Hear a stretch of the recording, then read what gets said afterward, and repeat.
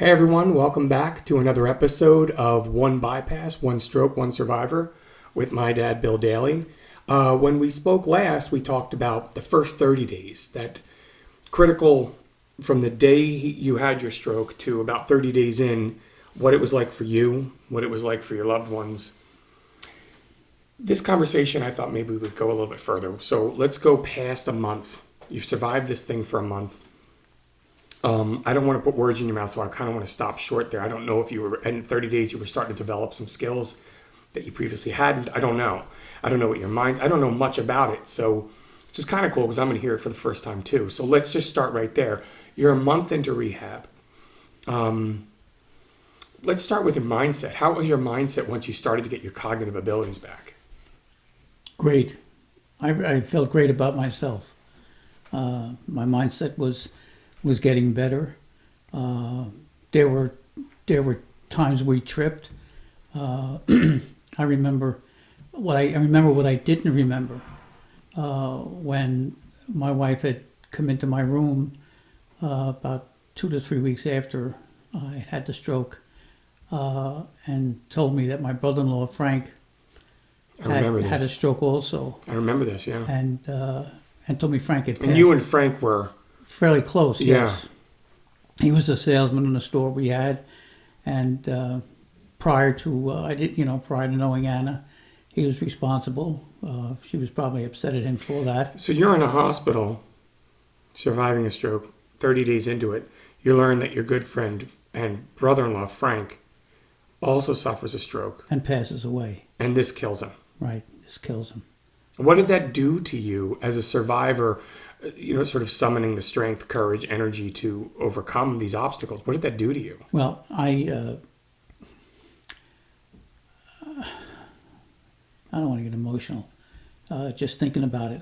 What did it do to me?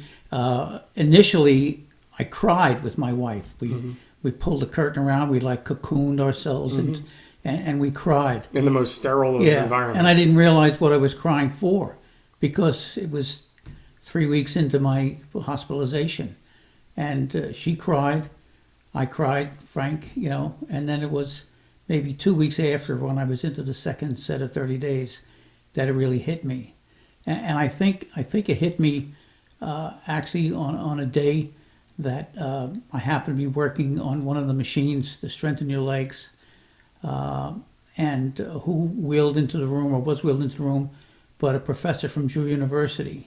Who was a customer. Who was a customer of ours. From the liquor store. From the liquor store. For our viewers that don't know, my father owned a liquor store in Madison, which neighbors Drew University. They share the same town. Yeah. Go ahead. And we owned a liquor store. I'm not in a wheelchair because of that liquor store, by the way. And the liquor store. How many hours a week did you work? I mean, for our viewers' benefit. Somewhere around 80. About 80 hours a week. And so it's hard to ignore 280 pounds. You're as tall as a friggin' hobbit, so you're not a very big guy. 260 pounds. And you're working 80 hours a week, carrying cases and cases of booze on your shoulders. We had a conveyor belt. Yeah, right. But how did you get them to and from places like Drew? Right. So anyway, so Drew was this was a professor friend. It was a big animal. And it was a client as well. It was a client as well. Mm-hmm. And she was in there and seemed very happy-go-lucky. I couldn't remember her name, unfortunately. And we embraced, as two people in wheelchairs are allowed to do. Sure. And you belong to a kind of a unique club. Yeah, the fraternity. Yeah, even though she's a sorority, I would have been in a fraternity. Sure, I get it. Yeah. And I was happy to see her.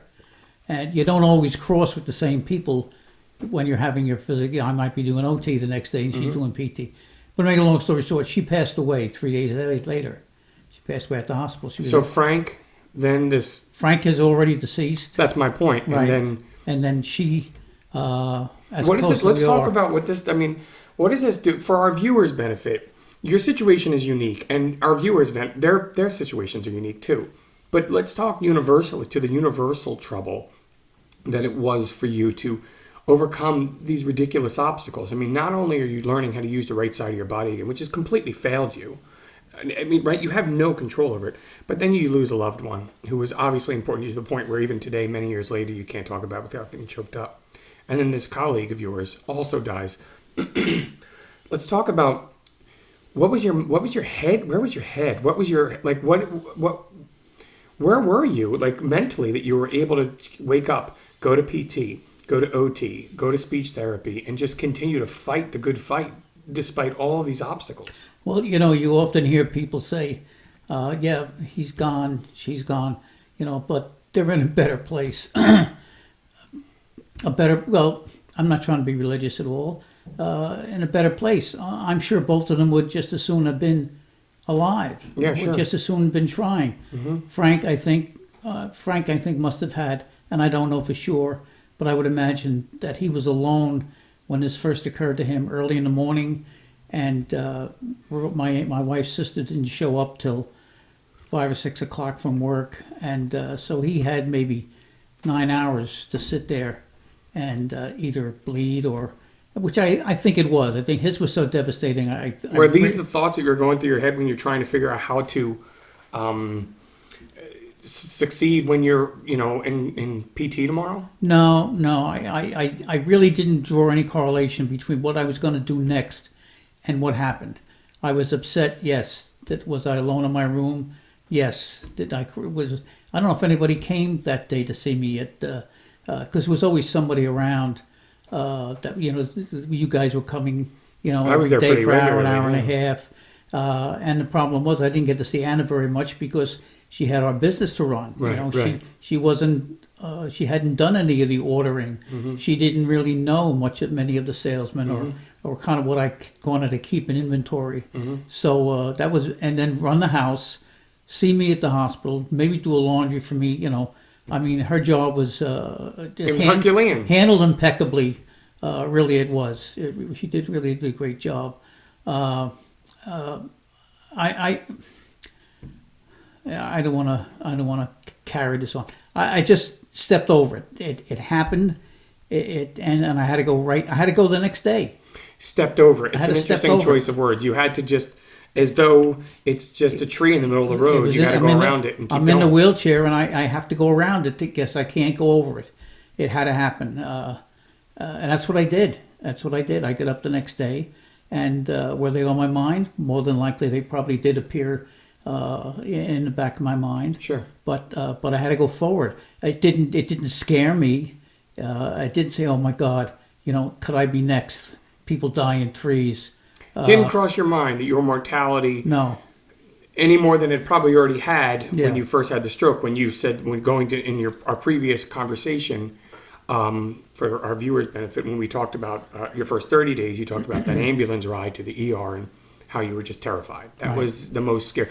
But here you are now, a month or plus into your recovery, and that was not on your mind. No. I'll go back to the epiphany. I'll go back to that time when I stood up and found my hand locked in between the wheelchair. Everything changed then, and they're tied together. They're all embodied in one big circular motion. If it's the Lion King holding up his little cub, this was the way it was.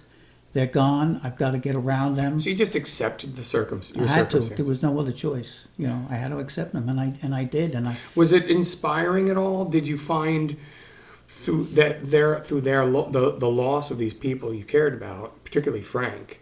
Was there any inspiration to be found in any of it, or was it when you were at PT? Did you find yourself fighting harder or differently to learn how to walk those steps again, things like that? No, but it inspired me. When we'll discuss it, and later on, after years after, it really inspired me. And initially, no, I was on a track. I had woken up, and I had I was running the marathon, and I'm at 42nd Street and 8th Avenue, and I got 300 yards to go, and I don't give a damn if 37 people are passing me. I got to make that last quantum leap to finish this race. And was that's an interesting point. Was that your mindset through PT, OT, speech therapy? Was that always your mindset to just, you have to finish this race? So even, I can't imagine how hard PT was. I mean, I now know, as your son, I know how hard it is for you to use the right side of your body, how hard it is for you to get in and out of my car, in and out of this chair you're seated in. For those of you that don't know, this guy sits in a wheelchair the lion's share of his days. He's sitting in a chair that's almost like a bar stool in height, almost. And you had to raise yourself in, and we had to move the table close to you because you couldn't inch yourself in like so many of us take for granted. I can hop in closer to the table. You couldn't. We got you as close as we could, then we dragged the table to you. So that leads me to my question, which is when you're doing PT, I can't imagine how hard it was for you. So you're just saying that you just, every time you went, you just summoned the strength to go, all right, look, what do we need? What do we want to do today? What was her name? What was your PT's name? Well, Howard was my physical therapist. Okay, and so Howard would say, Bill, we're doing this today, and you just said, what? Yeah, Howard was tough. What's next? The first couple of times he ever left me, he had a young girl working with him. I think she was already a therapist. I don't think that she was a clinician or a senior. He left me with her, and I was frightened. Because it wasn't Howard. Because it wasn't Howard. Mm-hmm. And, and the kid meant well, and I congratulated her. I patted her on the back, so to speak, and said, did a good job. And in the inside of me, I'm, Christ, I wish I could just wipe the sweat off my brow. She scared the shit out of me. Mm-hmm. And, and I kept on looking. Where is Howard? How soon is he coming back? Does he have a patient worse than I? Was that always there, a fear that this is going to go wrong today? Because again, you don't have control over one half of your body. Only in physical therapy. That's what I mean. When you're vertical. Yeah. When you're out of the chair. When you're vertical. When I was starting to walk on my own or walking with the cane, the old adage was, Bill, you got to look up. You see, and I didn't want to look up. What were you doing with your eyes? Looking down. Okay, I was walking on the floor because that's the place I figured I was going to wind up on if I screwed up. So I wanted to make sure there wasn't anything in my way. There was so you're studying obstacles. I'm studying obstacles. To your inevitable fall. Right. There are no obstacles in front of me. Right. But I couldn't get out of my head. That's where I wanted to be, was looking down at the floor. So your PT is observing that your eyes are always fixed. And they were always, Bill, look up. Bill, look up. Is that typical of people who've survived stroke? I've seen that quite often. You have seen it? Yeah, I've seen it quite often. I don't know if mine was more of a higher degree than anybody else's, but yeah, I can't imagine when you first start walking, there is a technician or a therapist that's rolling alongside of you on a little stool. Sure. And there's a tech walking behind you, pushing the wheelchair. And so that's your parachute. I mean, that's your safety net. The chair is behind you. Exactly. That's it. And then there's somebody on the right side, another therapist, who's moving your bad leg. So you've got 3 or 4 people working around you trying to get one step. That's all. Were you sweating bullets? Did you just burn calories like crazy doing this? Oh, yes. Yeah. First time I went back to my cardiologist back in January of 2004, I had already lost like 50 pounds. He was like, he walked into the room and he thought he was in the wrong room. He probably thought it was the best thing that's ever happened. It was amazing, yeah. But it was tough, really tough, and scary. Very, very scary. You're always, there's 4 people around you. One of them's going to miss. And at first, those 4 people, all 4 of them are strangers. You learn to place your confidence in Howard and the others. You don't know these people. No, never meant you wanted to you had to go to the bathroom. Okay, I mean, I'm not doing an alley between going to the bathroom and having 4 strange people take care of me. It happened. Somebody had to be there to assist you. In the job that you were doing then. So they say there's an old. I mean, this is as old as dirt. We learn through adversity. We don't learn when things are fine. We learn when things are hell. That's when you're painted into a corner. You kind of find out these are character, as they say, character revealing moments. So here you are. You're now in the thick of your recovery. You're not in that first 30 days where everything is very tentative and uncertain. There's no rituals formed yet. You don't know what time the nurse is coming. Like you are now. This is your home now. That was my home. That's my point. Like there's nurses that are coming to you. Like you could set your watch by when they appear. You could set your watch by when your meals appear. Like you knew ritualistically what happened next. So my question is, Adversity. Did you learn something about yourself? Here you are, 60 years old, very young for the kind of stroke you had, and you already said that the variety of stroke you had is actually only occurs in a very few amount of people as compared with the other. Hemorrhagic versus Ischemic. Ischemic. Thank you. So here's my question. Did you learn something about your own strength and strength of heart and fortitude that you didn't in 60 years know? Because you used to run, you were athletic before as a kid. You've gone through struggles. You've been on the breadline. You've lived a pretty colorful life to that point. Did you learn something about yourself that you didn't know? Well, I always knew that I could be a pain in the ass. That was number one. But the fact that I was so driven at therapy, I don't think it was something that I had, like I had. I wasn't Jonas Salk. Okay, I didn't create polio vaccines. I just I accepted it. I wanted better. Mm-hmm. I wanted my store to excel. Mm-hmm. I wanted my kids and grandchildren to excel. And I thought that possibly when kids came to see me afterwards, that seeing how well I had done, from the first time they may have one of Anna's granddaughters came. All the kids called me Grandpa. Mm-hmm. She threw up as soon as she saw me. She came in the room. She saw what I looked. She went outside and threw up. And she was young. She was young.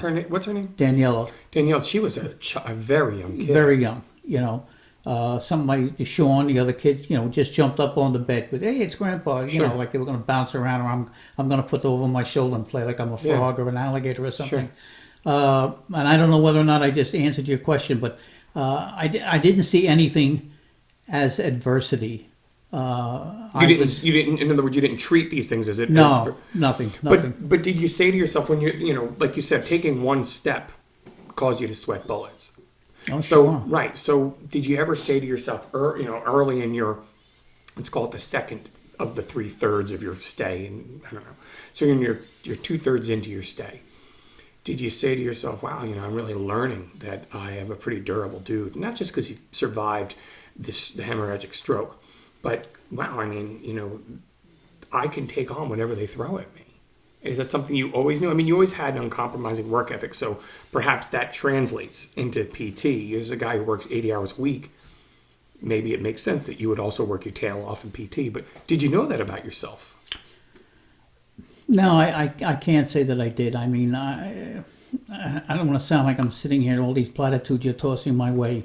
I'm not trying to throw you softballs. No. I'm curious because I think our viewers would want to know, was it character revealing for you? Yeah, I don't know that it was that character revealing. I've always been driven from running track in high school to marry young and having my poor wife had lost two pregnancies. You're 25, 26 years old and you got 4 children. Mm-hmm. Her. Mm-hmm. I don't know why she didn't pack her bags up and leave long before then. But no, I just never. It was always pushing ahead. I wanted to get back to the store. Mm-hmm. I knew there was a big gap, thing missing. I was missing all the people, and yet I know, and the therapist I'm sure could also agree. I'm sure that there were people sitting in those rooms in their wheelchairs that also observed how well I was doing, had been doing, where I came from. That might have given them some. That's what I'm wondering. Did your therapists? Did they happen to take note? I know you're modest and you're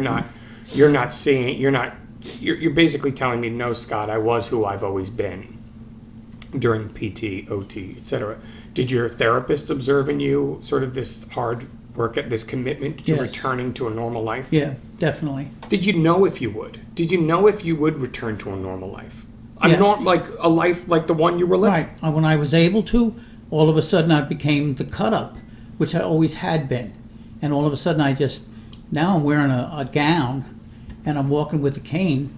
I mean, I made a little video about bears crapping in the woods and what I had, what was going on with me.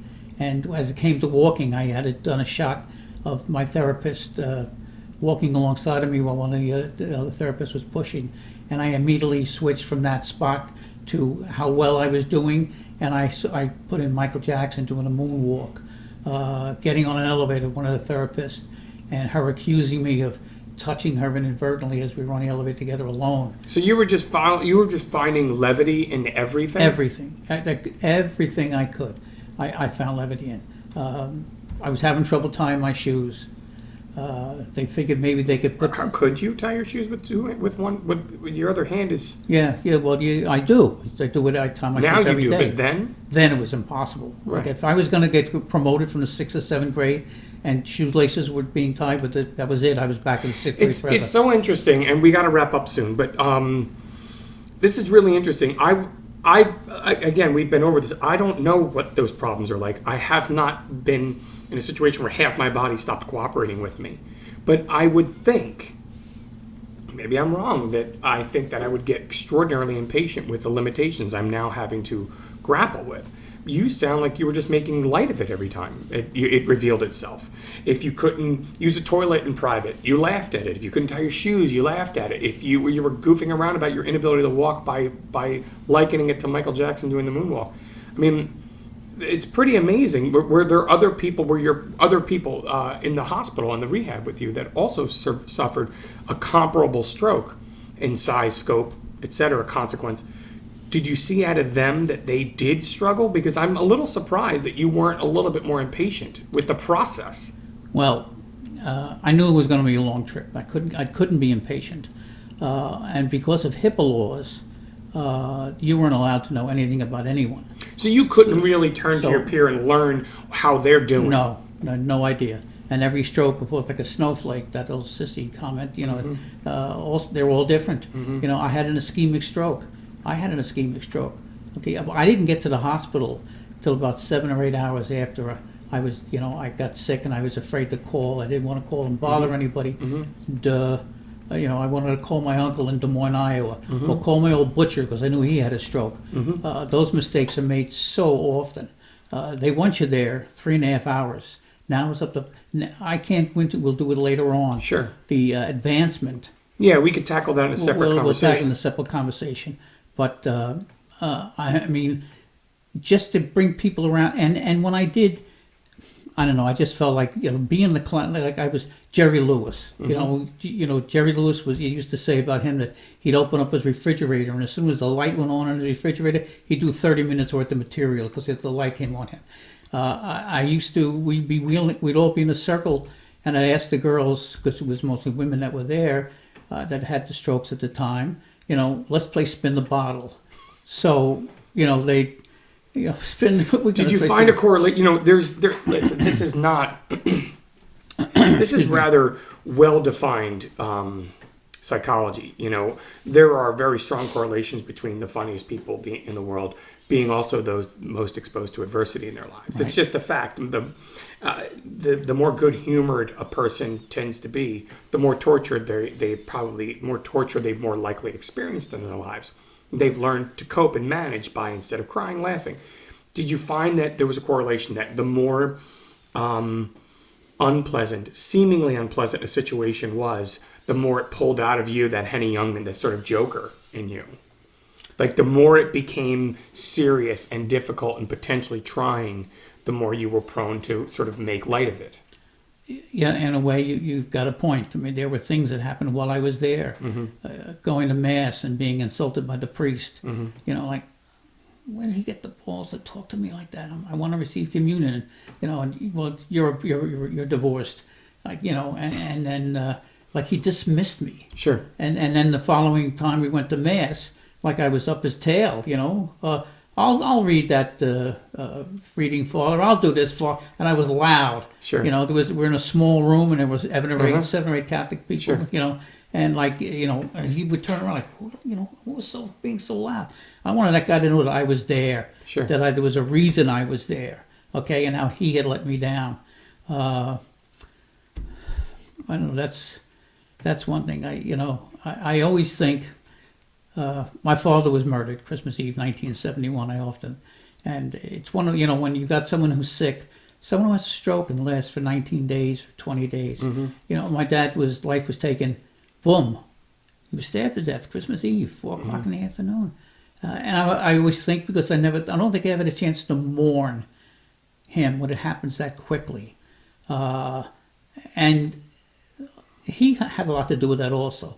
So a lot of times I took that section, and I was only 28 years old when it happened, that adversary that encompassed our whole family, especially my poor mother. Mm-hmm. And that made me a lot stronger when I was in there.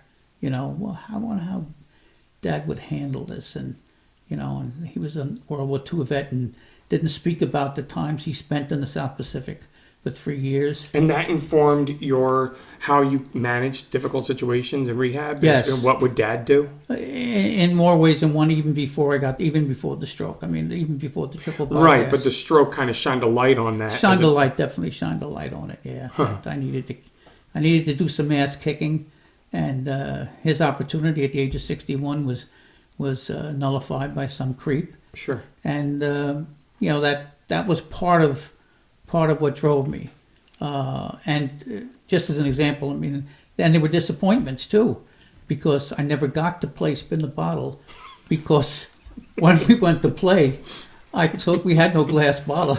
I took a urinal out to spin, and the girls all got upset over that idea.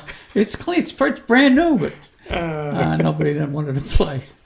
All right, stop. Great conversation. That's a great way to end it too. If you love this conversation, or if you have comments, if you didn't love it, say so in the comments. We want to hear from you. And if you have an idea or you have a particular question you'd like us to unpack in future conversations, also say that in the comments, and my father and I will get to it. These conversations are intended entirely to help people manage stroke, whether or not they themselves have suffered the stroke or it's a loved one who has. For 17 years, this guy has lived it. And so say so in the comments if there's something you'd like us to unpack, and we'll be glad to do it. Thanks so much. Take care.